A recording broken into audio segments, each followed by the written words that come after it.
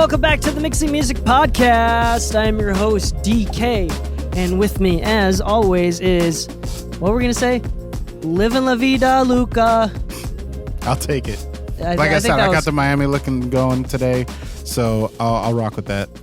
Again, confused what the Miami look means. It's one of those things when you see it, you know it. You look like you just wrestled a crocodile. Is that what that is? No, being that I work a lot of Latin concerts and all that for like a lot of like bigger Latin people. You look Cuban. We get a lot of people that like they now live in Miami and all that kind of stuff. So whenever they fly to LA for their concerts, like they look like they just came from Miami. There's a look. There's a look, and you're not wearing like a silk button-up shirt with half the buttons down. That's kind of my age. No, but I am an older guy with a belly with a chain, with a shirt that is a little more flattering to the belly. Like, I'm not downplaying myself. I'm not. I know I'm handsome. That's one thing I'll always know.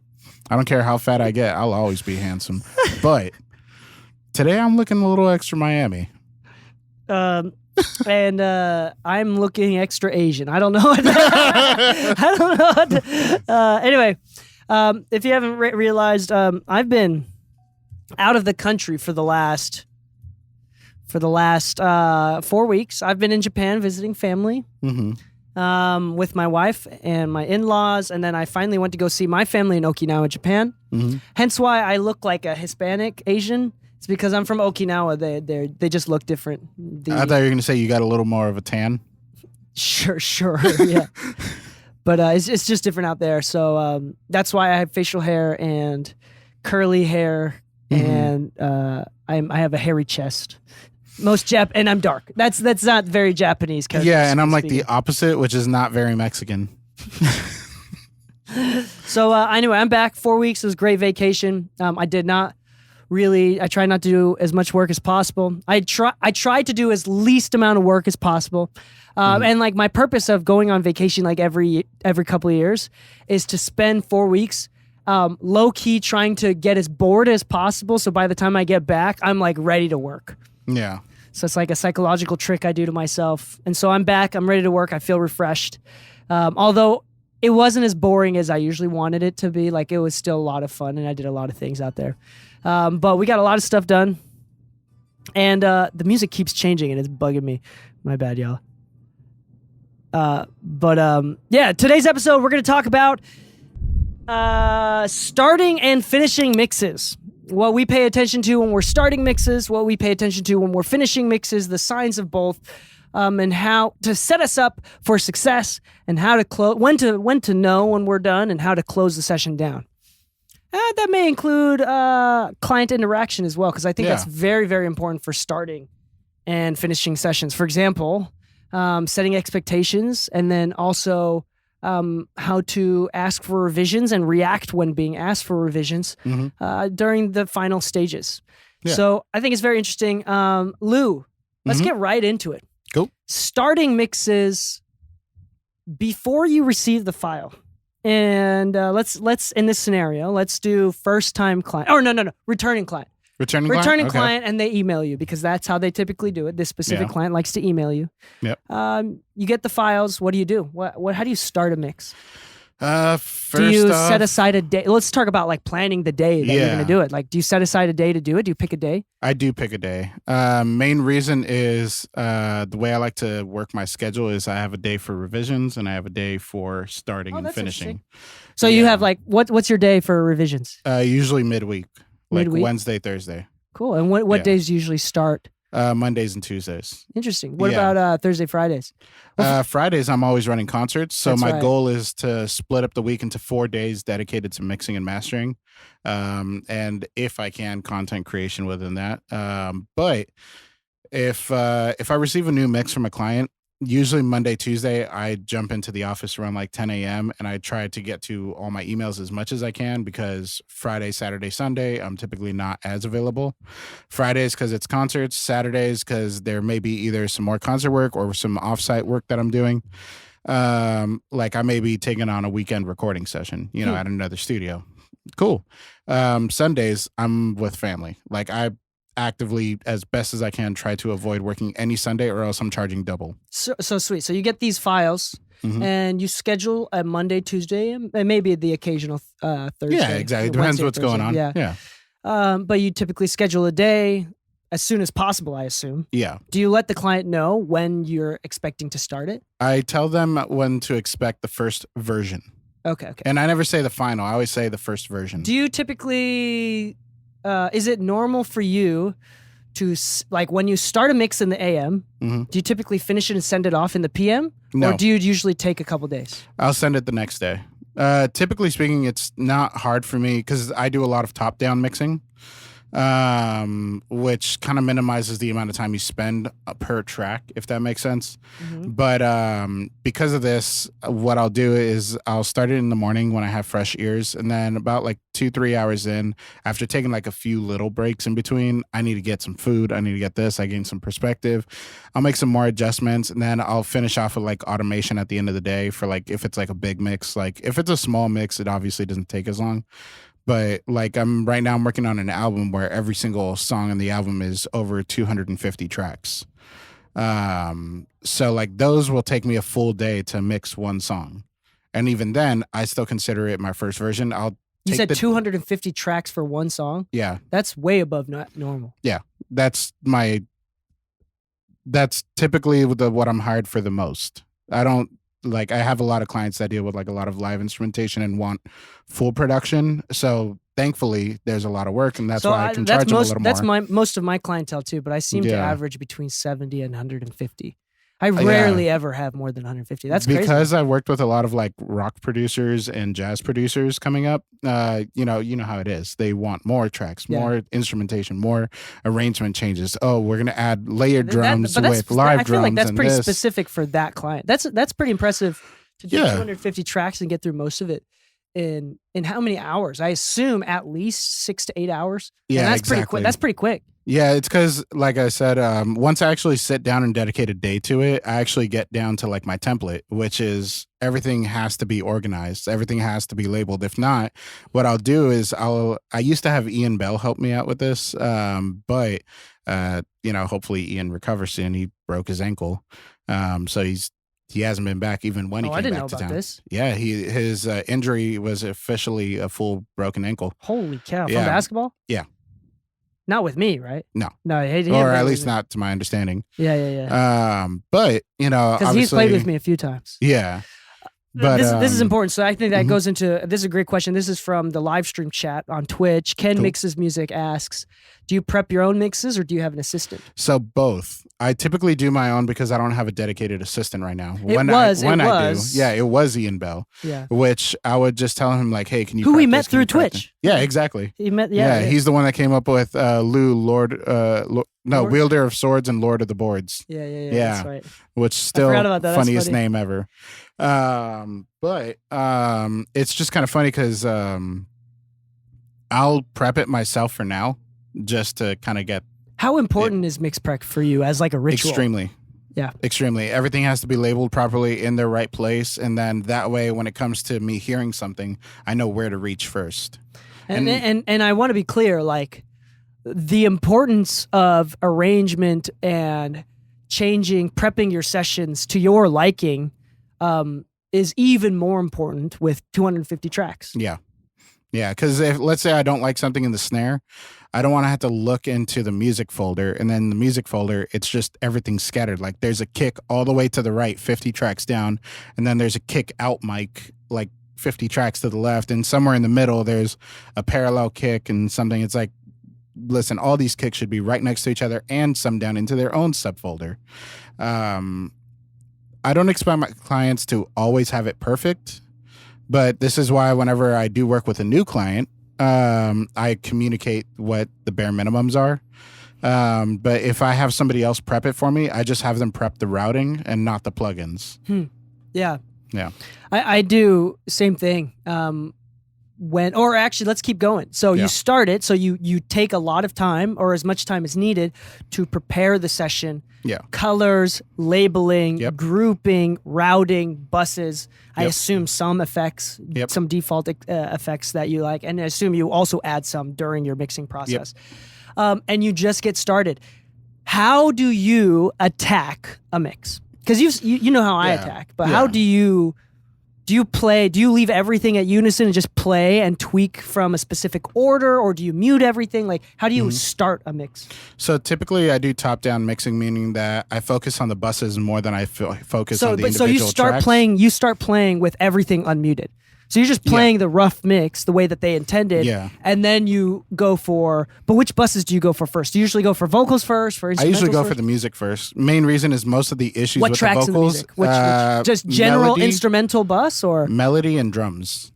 Okay, you start with melody and drums first. Yeah. So like synths, guitars. Yeah, because a lot of people have a different interpretation of how loud the bass needs to be, or how much of a dominant force the bass needs to be, and that's very dependent. That's on very the specific to song. Lu. That's interesting. I like that. That's cool. Because think about it, like on one of those records that I'm working with them, like the bass does hit hard, but it's not the bass that hits hard. It's the kick that hits hard, and the bass is supplemental to the bass.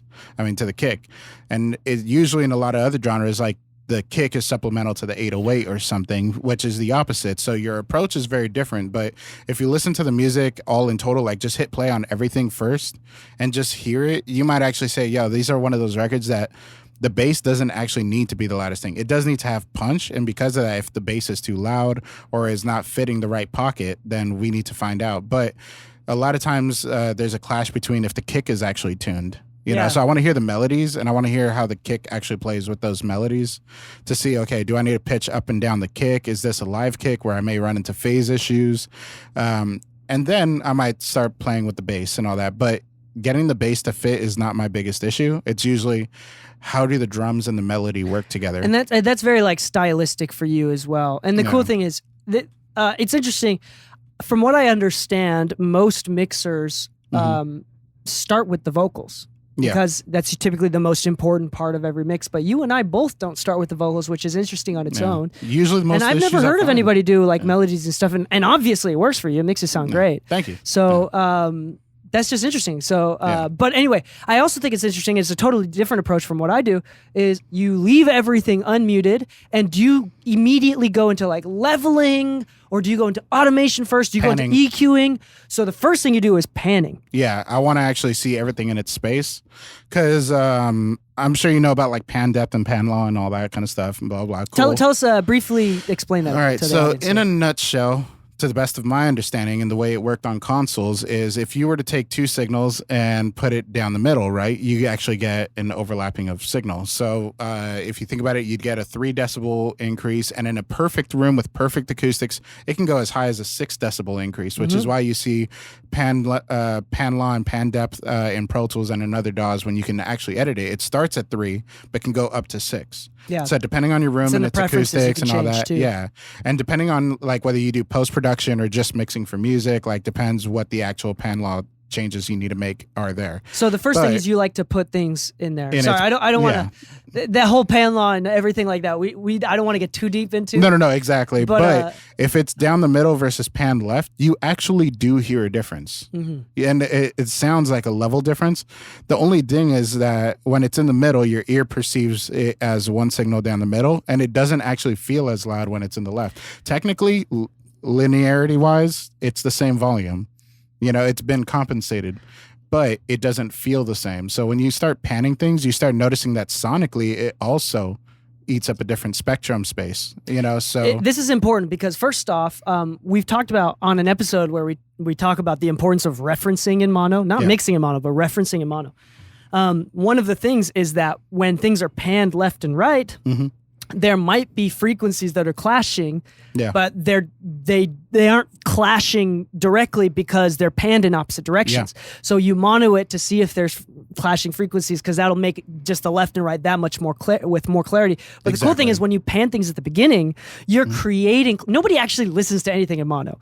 So you're creating clarity from the get-go with nothing other than space. Yeah, because the moment you start EQing things, and I see this a lot, which is not a bad thing. We all had to learn at a certain point, but when you start reaching for the EQ first, it's the same issue that I've seen people do in a recording session, which is instead of just changing the mic, instead of just changing the preamp or the distancing of yourself in front of or back from the mic or whatever, people reach for a corrective tool when there wasn't really an issue to correct. It might have just not been the right placement for it, right?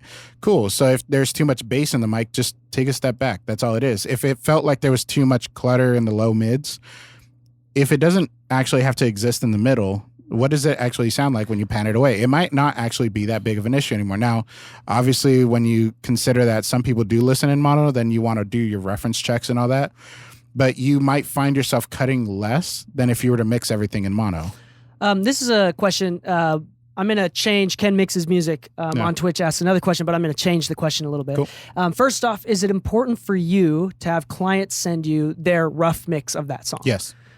Cool. So that's important. And I almost, like, I actually require it. Yeah. It's very rarely that I say, hey, like, don't ask me for a rough mix or whatever. Yeah. Very rarely. And it's usually because I'm more involved with the actual original production. Yeah. But okay, so you require it. You have that. Yeah. How often are you referencing that in the initial stages of the mix? Extremely. Is it more referenced in the initial stages or in the later stages or in the middle, during? Beginning and not in the middle. Main reason is this. So there's kind of two layers to the first question, which is like how important is the reference to receive. It's extremely relevant, especially when you're considering you're receiving stems. And I assume, by the way, I think we've talked about this before. Everybody's a little bit different, but I think we're on the same boat that when we ask for stems, I require everybody to send me wet stems. Yeah. If they want to send me dry, sometimes I ask for dry stems, like if it's so effed up that I just can't do anything unless they send me dry stems. But they're very rarely, because I assume the same thing. You want wet stems where if you play back the stems, it is their rough mix. Kind of. If the reverb is directly on the vocal and the delays are directly on the vocal, I don't want it. Yeah. I ask for reverb sends to be separate audio tracks.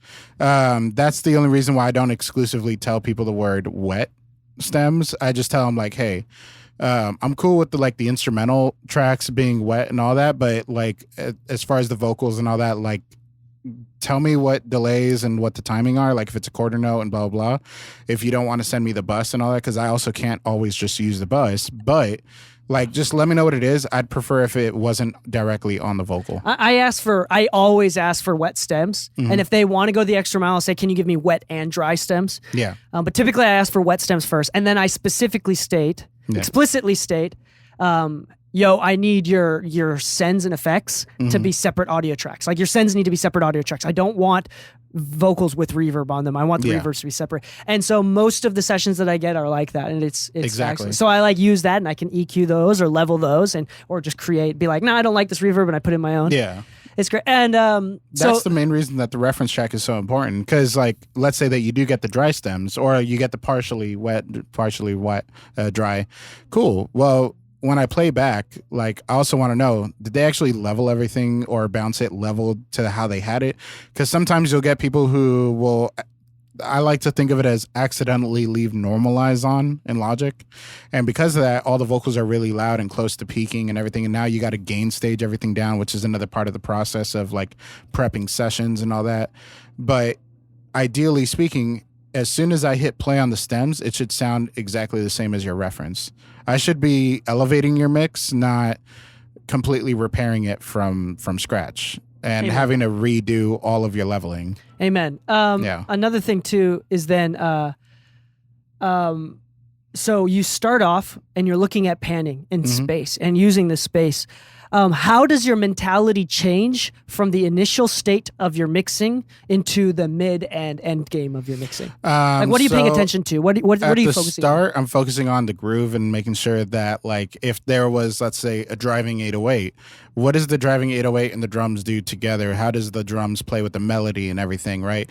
And how do the vocals actually sit in the mix already? So, like, the cohesiveness of all the independent tracks. Exactly. Because, like, I have a lot of Latin clients, and a lot of Latin culture has always been very live and natural sounding versus, like, overproduced, like, reggaeton kind of stuff. But if you listen to a lot of reggaeton stuff, like, you don't really hear, like, super bright vocals. You still hear darker vocals.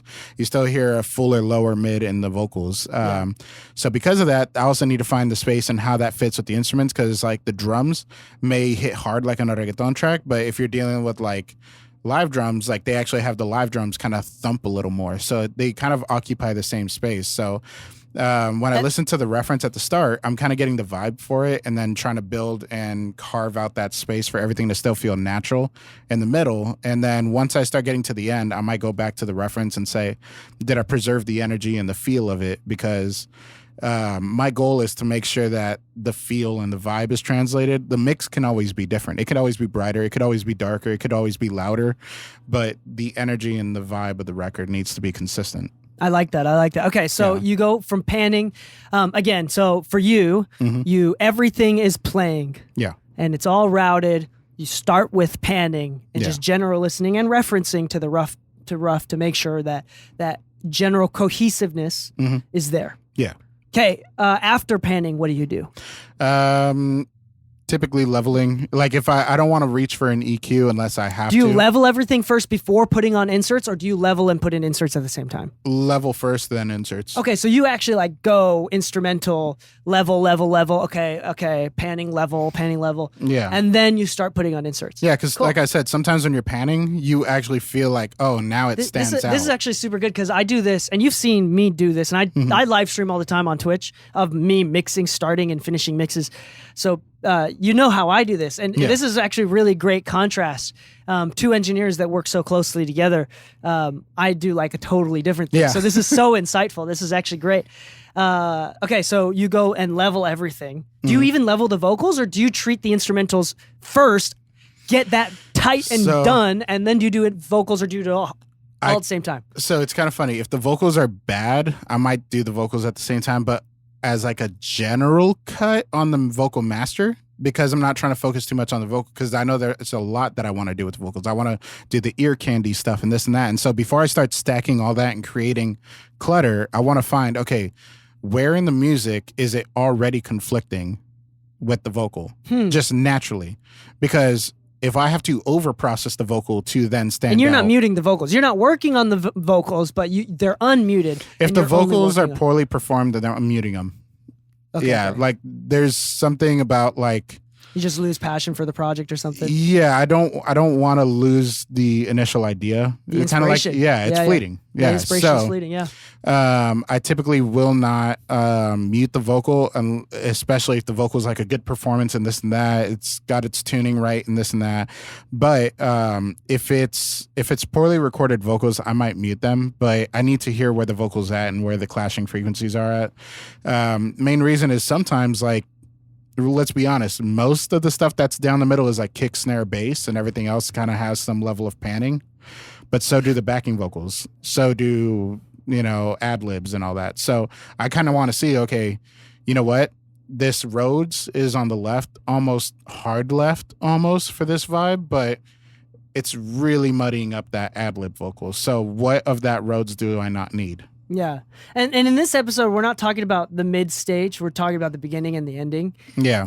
But I would say that's your early stage. Is there anything else that you want to say that you do during the early stages? Or do you want to just go right to the end game? When it comes to early stage, keep your volume down. So you monitor quieter. I monitor way quieter. So is that different from your end game? Let's go into your end game and transition that way. Do you monitor louder towards the end?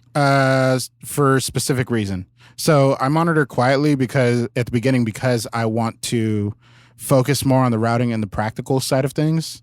And then I want to, as I kind of finish with the practical, by the time I'm at the end stage, I'm not thinking practical anymore. I'm thinking creatively, completely. There's almost no practical thought anymore because at this point, I've already cleaned it up. I've already gotten the mud out of the way. I've already gotten the nitty gritty taken care of. So anything I do on top of this is just creative influence, right? So at the end of it, when I do monitor louder, it's because I want to actually feel the kick and snare. I actually want to feel the impact of it. Like you can hear it, but can you feel it? You know what I mean? Part of it is that you shouldn't be monitoring loud. You shouldn't be monitoring at like 110 for 20 minutes, 30 minutes, like don't do that.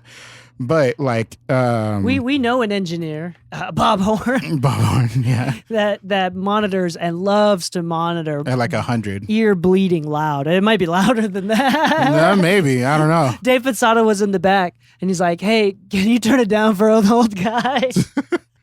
No, but the funny thing is, like, I understand it too, because like one, when you think about speakers, not to go into it, but like the higher the wattage, it's more talking about more headroom that you have. The bigger the speaker, it's okay, you want to drive a certain amount of energy, but you need a higher amount of power to drive that size speaker. And it's not about what frequency are you putting out necessarily. Technically speaking, any speaker can put out just about any range. Obviously, some will do better than others at different ranges.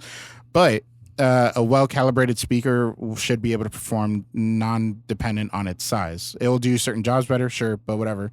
But if you've got a high-powered speaker, then that means you can get louder with less distortion. Mm-hmm. So that's the benefit of it. The headroom for speakers. Yeah, we have smaller speakers, our Strauss NF3s, so we can't really get as loud with higher amounts of distortion. Yeah. Or with lower amounts of distortion. Our distortion increases the louder we get.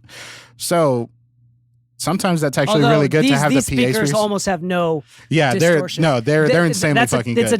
It's a technological thing. The 5-inch woofers that we have should be distorting way more than they are. But they don't. Like, they make ATC sound distorted. Yeah. They actually, I've had situations where I'm scared of how loud we're playing. And the speaker's like, I got this. Don't worry. Or like I hear, like there was one time when we still had the ATCs, mm-hmm. and it was the smack of the transient, mm-hmm. and then we played the same song and the smack of the transient on the ATC, mm-hmm. and it literally sounded like distortion. Like the smack just wasn't coming through as much, and it wasn't a frequency range thing. It wasn't because the ATC had more mid range or whatever.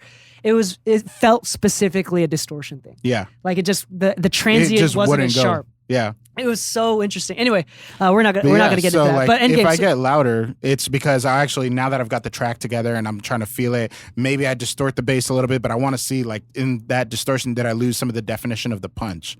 Like, does it hit my chest the same? You know, because when you go to a club and you go to a venue, like I said, working with a lot of Latin artists there, like, if you listen to Latin recordings, they don't really have a lot of bass in the recordings, but best believe at the show, the bass player is prime time, the leader in the band. Like most MDs in Latin music are bass players.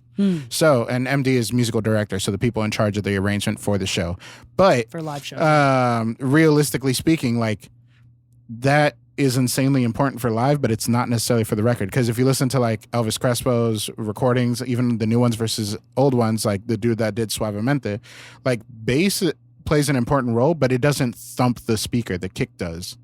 You know, so I'm listening for where is the energy coming from? Where is it driving it? If you listen to rock, a lot of it is like bass and kick are very blurred, but they also fill a very energetic spot where you can feel the speaker shake, even if you don't hear the definition so much in the mix. Yeah. You know, so like I'm monitoring loud for that, and I'm monitoring really low for the drums. When I listen to the vocals, like in this type of record, do I want the snare to stand out in front of the vocals, equal to the vocals, lower than the vocals, but I still need it to be audible. So I'm listening for transients that stand out. The S's, for instance. So let's ask the age-old question that everybody asks, like how do you know you know when it's done? When do you do you decide when it's done, or does the song say that it's done? For you, how do you kind of? It's both.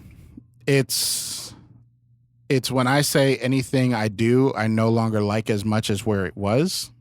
So I've started to become destructive. So you're saying that oftentimes you go beyond done, but then you're able to recognize that you're beyond done and you kind of step back. Exactly. Okay. Because I do the opposite thing. Like I get to done because I know I'm done. Yeah, but the get to done for me is sometimes you have to realize, okay, I did everything that I thought and my client's waiting. I'm going to send the record to the client, and if the client says, I love it, you're done. Stop it. Stop right there. And done. I don't care if you have any more ideas. Done. Because the funny thing is, if the client loved it already and suddenly you start saying, but I heard something wrong.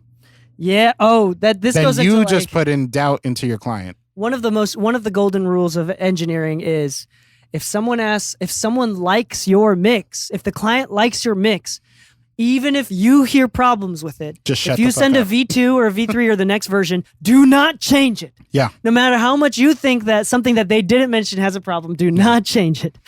Yeah. Now, as far as like finalizing, like once I actually send it out and they approve it, I do go through a final process, which is kind of like a master check. If I'm mastering the music that I mix, which is pretty common nowadays for a lot of engineers, not always is the artist aware of like the mastering process and its own benefits or whatever. And that's totally cool. And most engineers don't always want to send out to mastering engineers because a lot of times they've already reference checked it themselves and everything. But I'll still go through like a master pass phase before I send out what I tell them is the official final master file. And then I'll upload that to FilePass and send them that. But usually in that one, I'll master within the same session.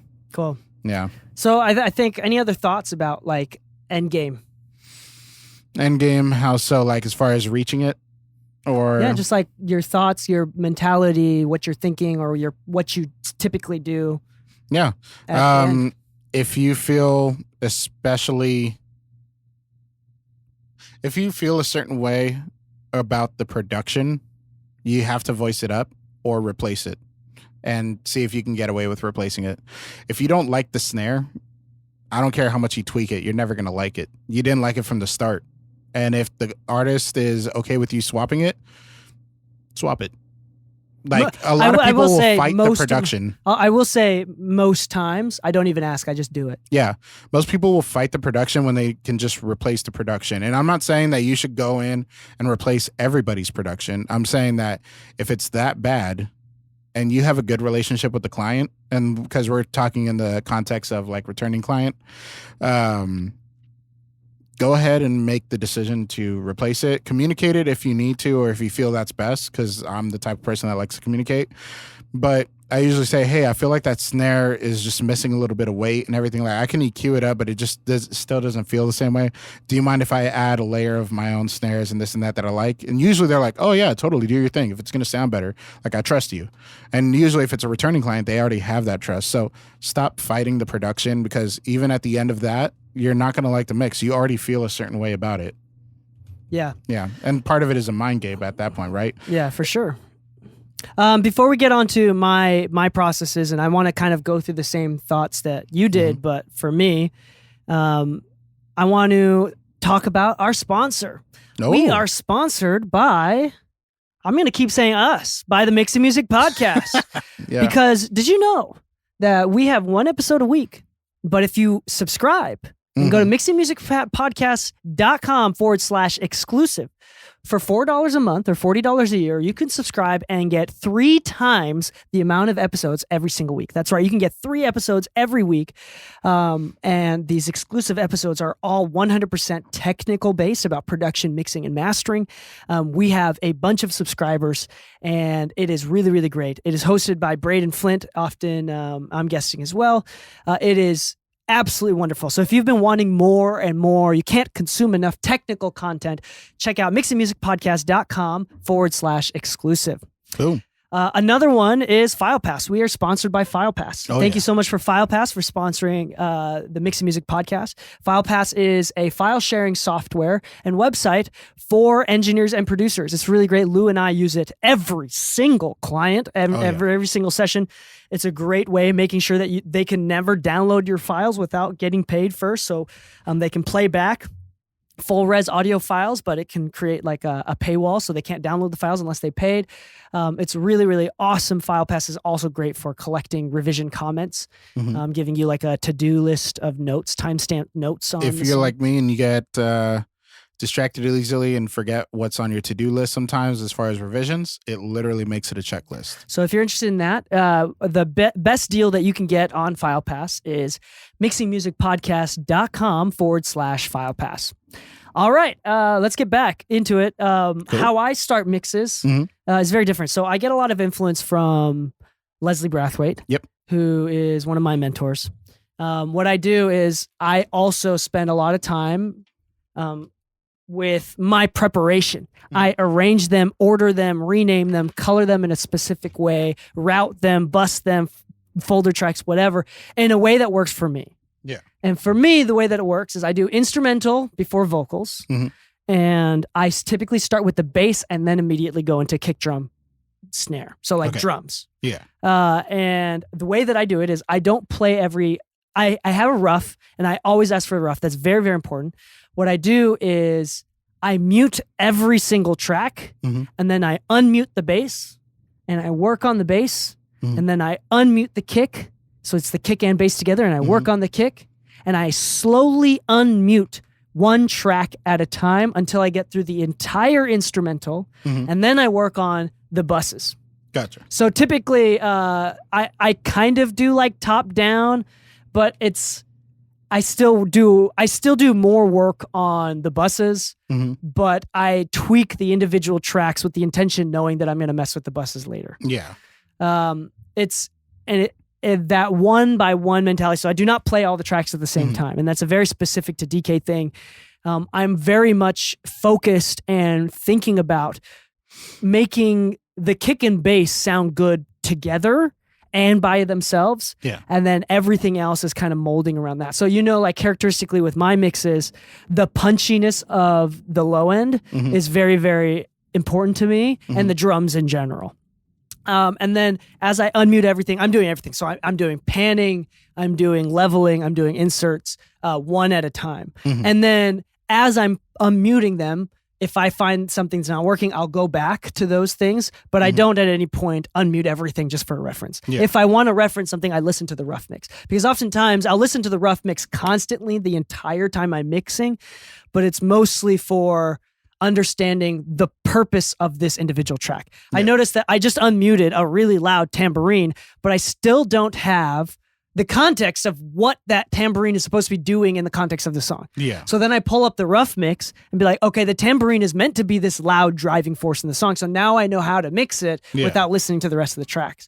And that's a very, like, Leslie does the same exact thing. It's an easy way for me to stay focused and with initiative the entire track. And you'll be surprised a lot of the times, and the more experience I get and the more I mix, the less and less I tend to do. I think it has a direct correlation to the longer I've been doing this, the better my clients get as well. Yeah. Yeah, like they've been, like the mixes that I'm getting now, the stems that I'm getting now versus 5 years ago are significantly better. And if you're working with the same clients, they've been getting better. Period. Yeah. Yeah. But no, that's a big part of it. So like I'm proud to say that 90% of my clients just do not send me bad stems, and I don't really work on bad songs, which is really awesome. So if you're one of my clients, be proud, because I'm saying I don't work on shitty songs. I will say a mentality thing though, that is very specific to me, is that I do a very production approach. Like I'm a mixer and I'm mixing, but I'm producing along the way. Yeah. So there's going to be times, like, it's not weird for me, and especially if I have a good relationship with you, it's not going to be weird for me to recognize, oh, this hook is not hitting very hard. I want more low mids. And I'll recognize, like, from a mixer standpoint, I want more low mids that's going to make the chorus hit way harder. But I don't want to EQ in more low mids from the existing tracks. Yeah. So from a mixing perspective, I'll produce and be like, I'll add a driven guitar to fill in those low mids. Yeah. Like, so I'll be like creative as I'm unmuting things. Typically I do that sort of stuff after everything's unmuted and I'm kind of like working on the cohesiveness of everything. Mid game, we're not going to talk about mid game, and then I go on to vocals and I do the same thing. Lead vocals, backgrounds, harmonies, whatever. Harmonies, backgrounds. And I unmute one at a time, do the buses and whatnot. And then so end game. So at the end is when I do all of my effects and automation. So mid game, I'm probably the least creative. I'm thinking about cohesiveness, and but end game, I'm back to being ultra creative, and that's where my automation comes in. That's where my reverb throws, delay throws, any sort of throws, parallel compression, even some compression, EQ, creative moves and whatnot. But I'm back to being ultra creative, trying to get everything cohesive. Everything is at this point, because of the mid game, is sounding super tight and together. It's done, and this could be a finished mix, but now I'm doing that extra 10% that only Dee Kei can do. Yeah, and that's kind of where I go. And then after I listen to this song and I don't have any more ideas, it's like, because I think I feel like I do a pretty good job knowing when not to do something. Because I also feel like if you force too many delay throws or too many reverb throws or too many like ear candy things, this also just becomes corny. Yeah. I had that with the other day with a client where they're like, I feel like we can do more. And we started doing edits and I'm like, I feel like it took away from the record. I mean, it's your record, but. Ooh. Yeah. So I feel like I have a pretty good, sane understanding of when I'm done. Yeah. And it's when I understand that I'm no longer inspired to do anything else. Yeah. It's like, I'm not feeling anything else. It's done. And I feel like this is the difference, is that I think other people feel that, but they don't have the confidence to recognize that's when it's done. Yeah. And I feel like I'm just really confident in knowing that, yeah, that's it. All right, I'm done. I think the I guess you could say the lazy person in me, because let's be honest, we're all by nature wanting to do less, but me recognizing that, I'm always trying to like, okay, is there anything else? I know I don't necessarily hear it, but is that me being lazy or is that me not hearing it? Yeah. Yeah, and that's when I try it and I'm like, okay, you know what? That's a good It's not point. working. It's not working. All right, Do you cool. find yourself... So first off, this is actually really great. In the end game, you're tired. Maybe you're tired. Maybe, I don't know. Maybe not, because you refreshed the next day. I don't know. Yeah. Do you feel like there are moments when you get lazy?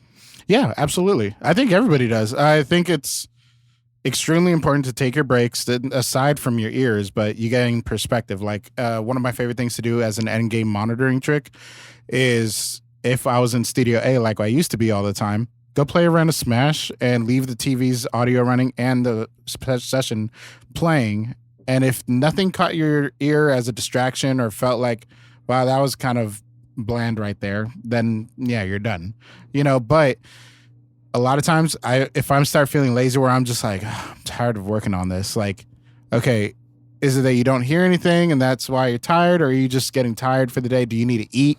Like what? Because sometimes like you hear a mix the next day and one thought is, I don't know what I was thinking there. I should take that out. And that's why I said, like, I usually send it out the next day because I want to give myself the day listen, where you first thing in the morning, fresh ears, you just wake up and you're like, let me listen to the mix.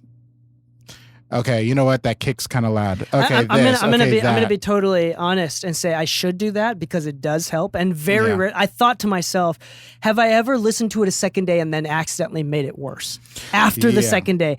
I can't really specifically think of a time. I'm sure it's happened. Yeah.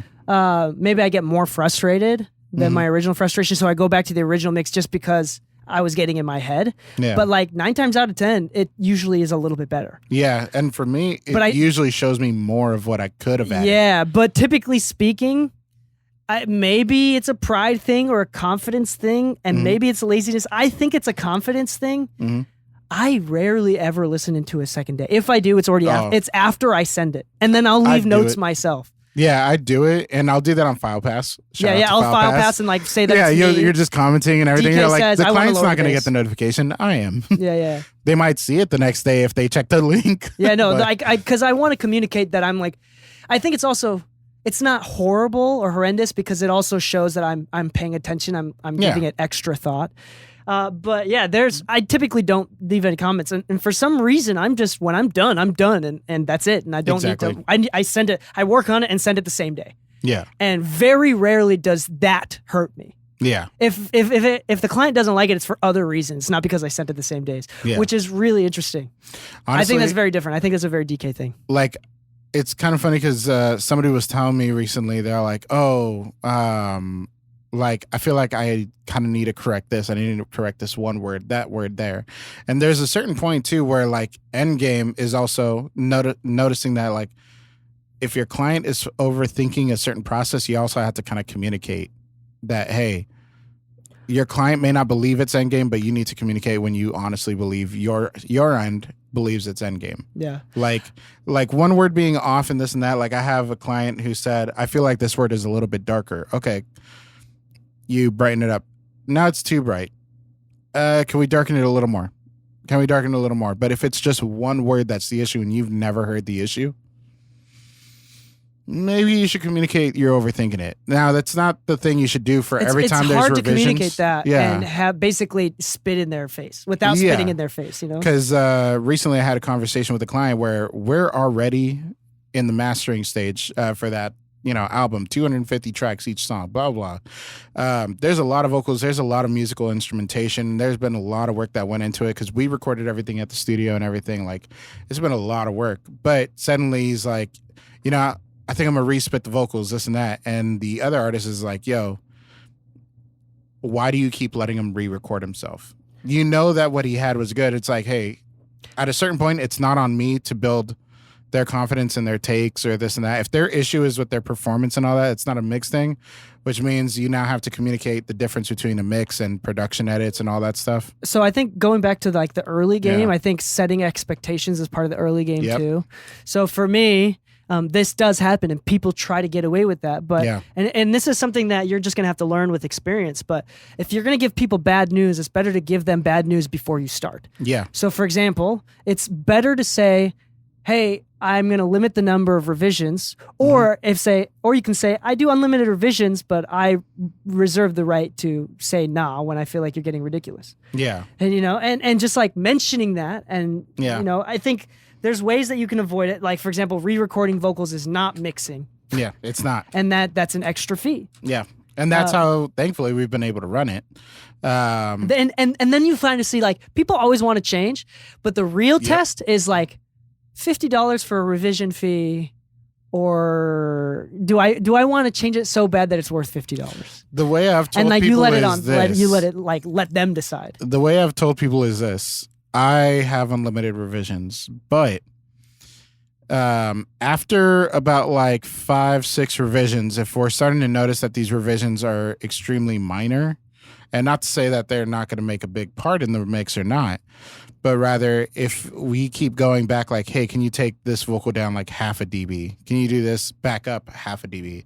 If you have me going back and forth on things and it seems to be one-sided as to where it's coming from, there is a fee after 10 revisions.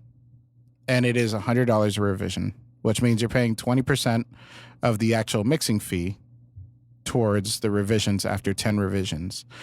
And I don't always exercise this, but you kind of know after the third revision. You kind of know after the third revision where you're like, hey, I know we're on our third revision. Just to communicate, I do have this policy after the 10th.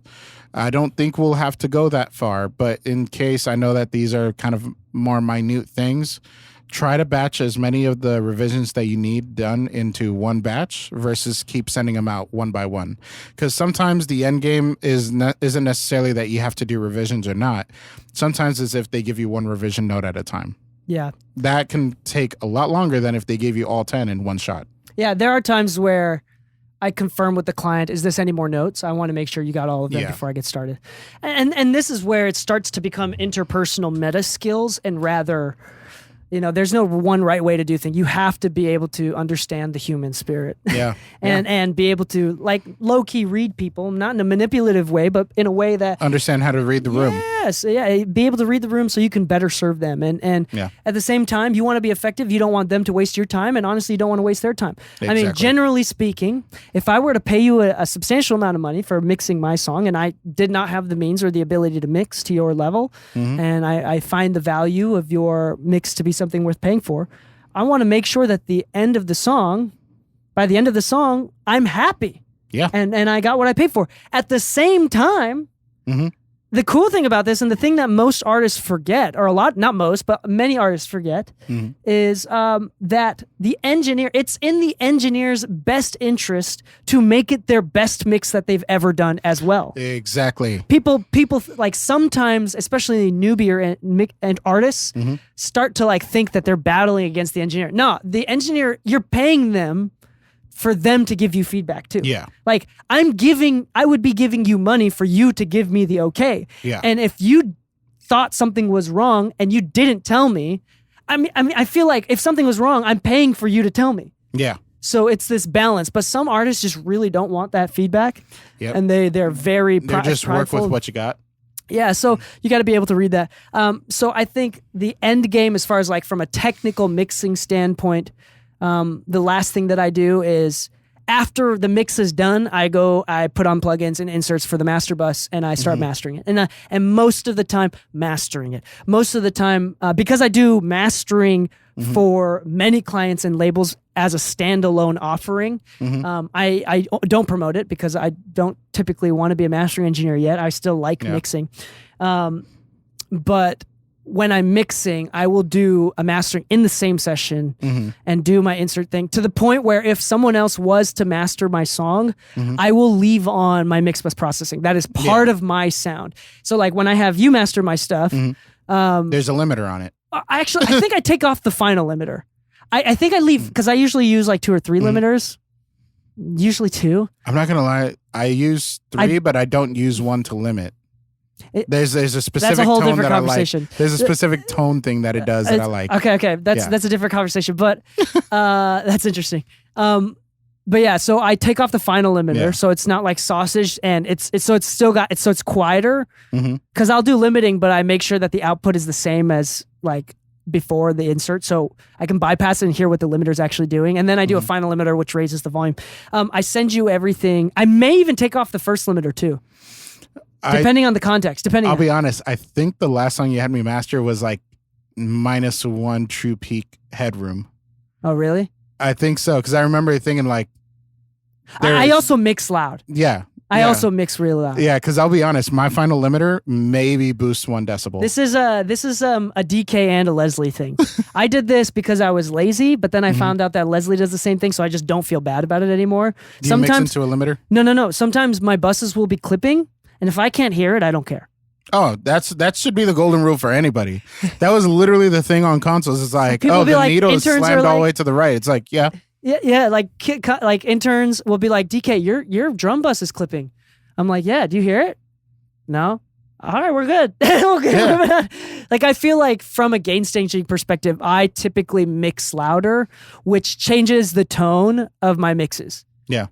Like, Which, I'll be honest, everybody's talking about the new wave being everybody's going to start mixing in 32-bit and blah, blah, blah. Let's be honest, nobody's done it quite yet that consistently. But with the whole floating point thing, like almost limitless headroom, digitally speaking, like we're talking about 1,000 decibel headroom. Yeah, you could redline and it technically would never clip audio-wise. You could redline. I don't know the science of how that works, but I feel like it would. No, so you can actually render a 32-bit clipped track and then just drag it down in clip gain and you'd actually see the dynamics come back. Really? That's the whole idea behind 32-bit floating point. It's the idea of limitless headroom. Okay, I did not know that. That's interesting. There's limits within your DAW, but the idea is that it in itself is virtually limitless. I did not know that. Yeah. That's cool. But anyway, as far as like end game and first game or start of the game, end game, I think that's mid game. Yeah, we didn't really talk about mid game, but I think that's pretty important. So one, kind of some key takeaways from what I learned from both of us talking here is how you start a mix. So first off, having a rough mix to reference is very important. Oh yeah. That's pretty consistent across the board for every mixer. Yeah. Except Jason Joshua. Well, I think he does. No, I asked him specifically. He does. Yeah. He does have the rough mix, but fuck it. And it's interesting. So rough mixes are important for most people, and they use it for referencing, organization, coloring, all of that. Workflow and organizing is super important for the purpose of getting through it faster. Yep. For staying focused and getting through a mix faster. Everybody starts mixes differently. You just need to figure out it. And the thing is, if you don't have a specific way to start, it's okay. The way that I start and the way that I end mixes always evolves. And it should be evolving over time to kind of refine how you do it. But if you don't know how you start mixes and you get like anxiety every time you start it just means you haven't done it enough. Yeah. And once you start building neural pathways and habits after like repeated actions, it's going to become something that the habits that you do, whatever you do to start a mix and to end the mix, should be habits for the purpose of staying in the zone, getting in that flow state and focus. You don't want to, you want to relieve your brain of the stress that it takes to think about how to start a mix. You just want to start it and get immediately into the flow state as fast as possible. So whatever you do, it doesn't matter if you unmute everything and start with your melodies, or if you mute one track at a time, or if you do something else. It doesn't matter. The point is, if you're used to it, if you like a certain way, even if your reason is because I'm lazy, I think that's a valid reason. Or it's like, I visually like this. That's a valid reason, like whatever. Or this is my logical reasonings that I've come up with. That's a great reason too, whatever it is. it's a decent idea to start habits and be open-minded to continually refining those habits over time, even if it's a slow process. Keep in mind, DK and I use templates, but those templates are not based around a sound. They're just based around getting started fast and keeping us organized in a way that works for our efficiency's best interest. This is interesting. Every time I talk about making my own plugin presets, so plugin presets and session templates are completely a bunch different. of noobs on TikTok and YouTube Shorts and Instagram Reels will like downvote it, hate it. Yeah. Be like, presets, templates. Nah, it is very important that you utilize this stuff. It is not a noob thing, because using templates as a noob is buying templates because you want that Chris Brown vocal and it automatically puts in inserts for you and then you leave it. That's not good. Which, industry secret here, if you want that Chris Brown vocal sound, in his recording template, it's a +3 decibel boost on a high shelf, and that's it. Literally, that's it. So Chris Brown doesn't record with a million plugins. He records with FabFilter Pro Q3 with a 3 decibel boost above 10K on a shelf, and that's absolutely it. Yeah. So, and also the engineer, the microphone, the room, the chain, everything, right? But anyway, so coming back to that, we use templates, but it's just routing. So my template is a master bus with insight and tonal balance control from Isotope. That's all it is. Yep. And a mix bus, which is empty, that feeds into the master bus, and everything feeds into the mix bus. And then I have a verb 1, verb 2, delay 1, delay 2 that are empty. No, I actually started filling in verb 1 and verb 2 with like default Valhalla presets, but then I changed them. So all it is just preset routing for the sole purpose of so I can start mixing 30 seconds faster. Yeah. A minute faster, so it's just less time. And there's small things too, like I turn off pre-roll and I adjust the tempo and things like that, or like my view is different from tracking versus mastering. Small things that just help me get into the zone faster. That's all it is. I'm not relying on the template for tone. Yeah. I'm still creating my own. Same thing with presets. Like if I have presets, it's like, for example, many of my presets are just zeroed out because the default on the plugin automatically is like already doing something. Yeah, it's already doing something. So I just zero everything out and I create a new preset. Like my favorite thing that is not technically zeroed out is Pan Man from Sound Toys. Why does it only go to the left as the default? I thought the idea was Pan Man going like left to right was the default thing most people wanted it for. But instead it's like, nope. Nope. Nope. It's like God, that's annoying. So things like that. Yeah. So it's important to, again, for the purpose of helping you get into flow state. Yeah. All right. I think that's it for this episode. This actually ended up being pretty cohesive. It's an hour-long episode. Thank you so much for listening. Once again, if you're interested in listening to more content about from the podcast, you can go to mixingmusicpodcast.com/exclusive. I do a lot more content outside of the podcast, including live mixing. You can watch me live, or you can watch my previous live streams, and I do additional content on my YouTube channel. That's Mixing Music Podcast /YouTube. My most recent video, I actually talked about Lu's tracking template. Oh yeah, and how to record vocals fast on Pro Tools. It's one of my most popular videos. It's really great. I give you the link to Lu's recording template. Really, really important video, I think, especially if you're trying to record vocals for a living. Yeah. If you need the technical breakdown, there's an associated video for that too. Yeah. And I think that's linked in the description for that video as well. Lu has a channel. Anyway, that's that. For more information, there you go. Just go to mixingmusicpodcast.com. All right. On that note, thank you so much for listening. Thank you for all of our current and new monthly subscribers. Happy mixing, my friends, and stay saucy.